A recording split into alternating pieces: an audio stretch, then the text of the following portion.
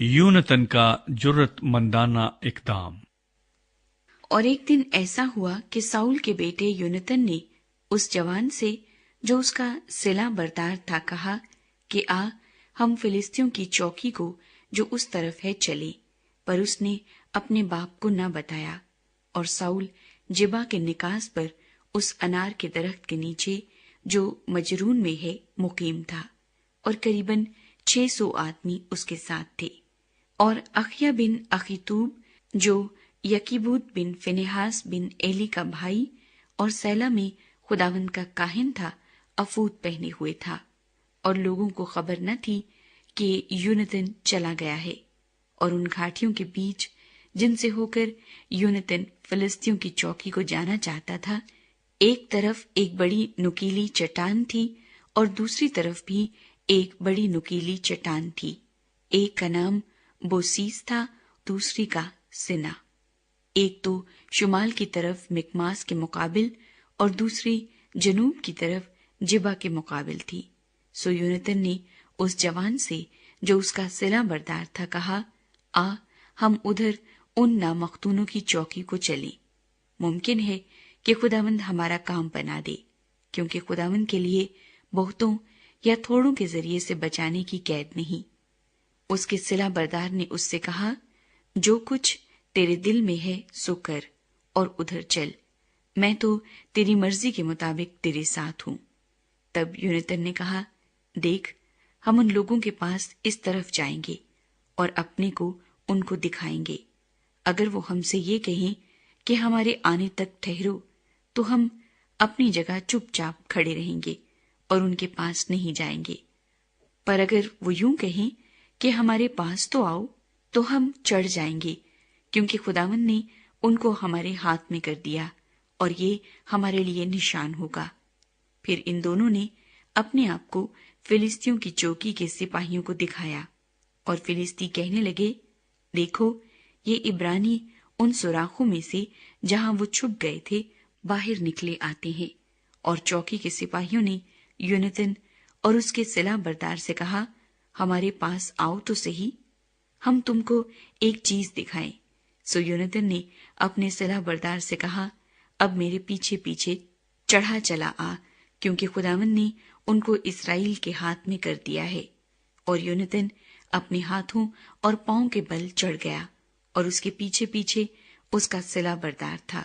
और वो यूनतन के सामने गिरते गए और उसका सिला बरदार उसके पीछे पीछे उनको कत्ल करता गया। ये पहली खून रेजी जो यूनतन और उसके सिला बरदार ने की करीबन 20 आदमियों की थी, जो कोई 1 बीघा जमीन की रेघारी में मारे गए। तब लश्कर और मैदान और सब लोगों में लर्जिश हुई और चौकी के सिपाही और गारतगर भी कांप गए और जलजला आया, सो निहायत शदीद कपकपी हुई। फिलिस्तियों की शिकस्त। और साउल के निगहबानों ने जो बिन्यामीन के जिबा में थे नजर की और देखा कि भीड़ घटती जाती है और लोग इधर उधर जा रहे हैं। तब साउल ने उन लोगों से जो उसके साथ थे कहा, शुमार करके देखो कि हम में से कौन चला गया है। सो उन्होंने शुमार किया तो देखो यूनतन और उसका सिलाह बरदार गायब थे। और साउल ने अखिया से कहा, खुदा का संदूक यहां ला, क्योंकि खुदा का संदूक उस वक्त बने इस्राएल के साथ वहीं था। और जब साउल काहिन से बातें कर रहा था तो फिलिस्तियों की लश्करगाह में जो हलचल मच गई थी वो और ज्यादा हो गई। तब साउल ने काहिन से कहा कि अपना हाथ खींच ले। और साउल और सब लोग जो उसके साथ थे एक जगह जमा हो गए और लड़ने को आए, और देखा कि हर एक की तलवार अपने ही साथी पर चल रही है और सख्त तहलका मचा हुआ है। और वो इब्रानी भी जो पहले की तरह फिलिस्तियों के साथ थे और चारों तरफ से उनके साथ लश्कर में आए थे, फिर कर उन इस्राएलियों से मिल गए जो साउल और यूनतन के हमरा थे। इसी तरह उन सब इस्राएली मर्दों ने भी जो इफ्राइम के कोहस्तानी मुल्क में छुप गए थे, ये सुनकर कि फिलिस्ती भागे जाते हैं, लड़ाई में आप उनका पीछा किया। سو خداوند نے اس دن اسرائیلیوں کو رہائی دی اور لڑائی بیت آون کے اس پار تک پہنچی۔ لڑائی کے بعد کے واقعات۔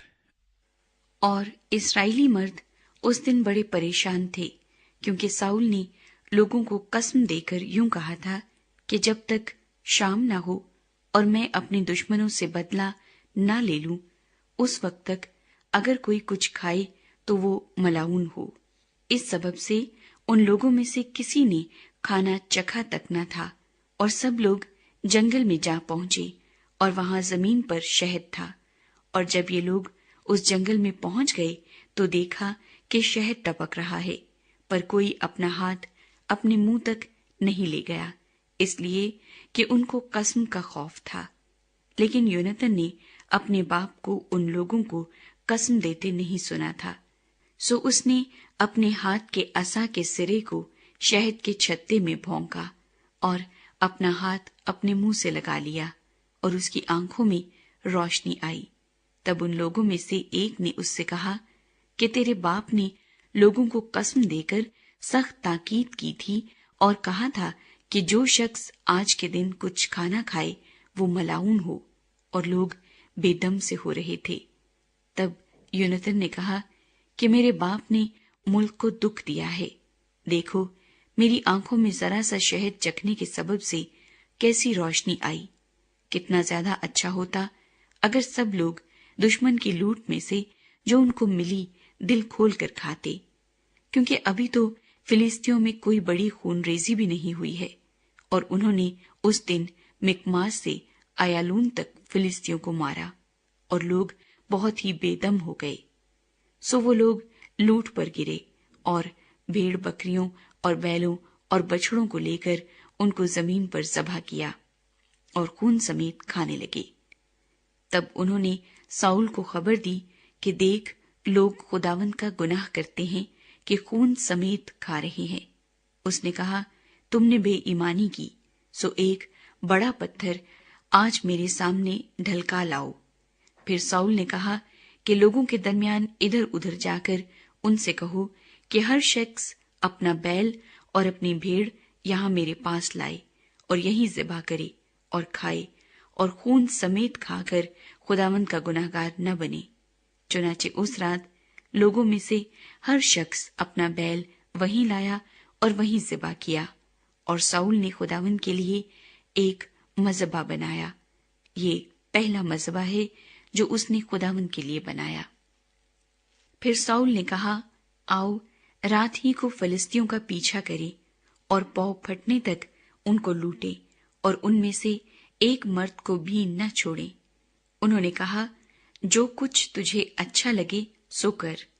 تب کاہن نے کہا کہ آؤ ہم یہاں خدا کے نزدیک حاضر ہوں، اور ساؤل نے خدا سے مشورت لی کہ کیا میں فلسطینیوں کا پیچھا کروں؟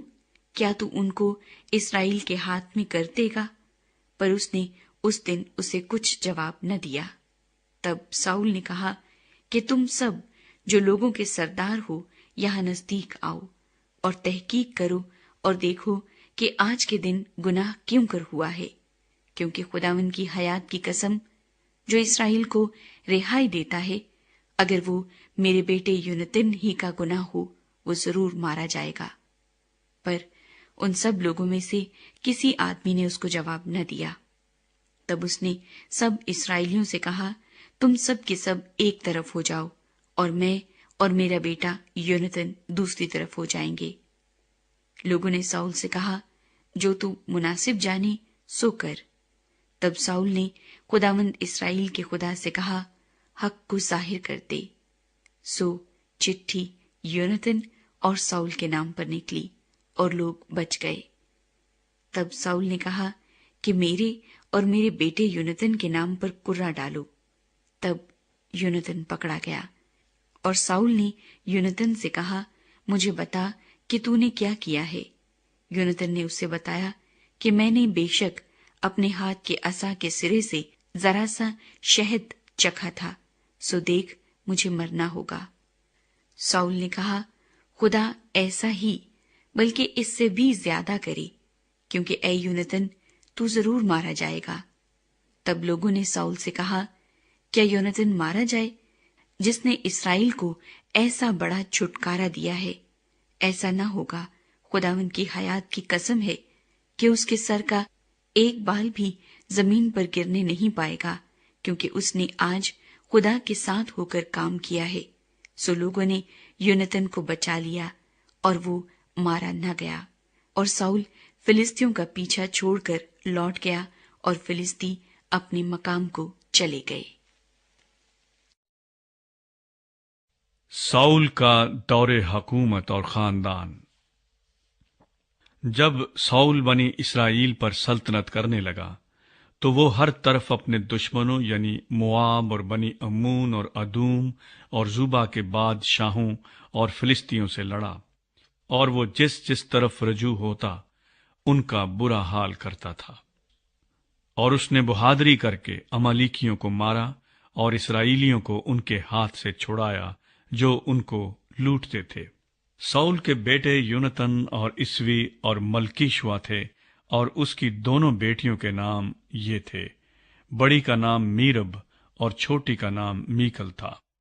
اور ساؤل کی بیوی کا نام اخی نوئم تھا جو اخی ماس کی بیٹی تھی، اور اس کی فوج کے سردار کا نام ابنیر تھا جو ساؤل کے چچا نیر کا بیٹا تھا۔ اور ساؤل کے باپ کا نام کیس تھا، اور ابنیر کا باپ نیر ابییل کا بیٹا تھا۔ اور ساؤل کی زندگی بھر فلسطینیوں سے سخت جنگ رہی، سو جب ساؤل کسی زوراور مرد یا سورما کو دیکھتا تھا تو اسے اپنے پاس رکھ لیتا تھا۔ امالیکیوں کے خلاف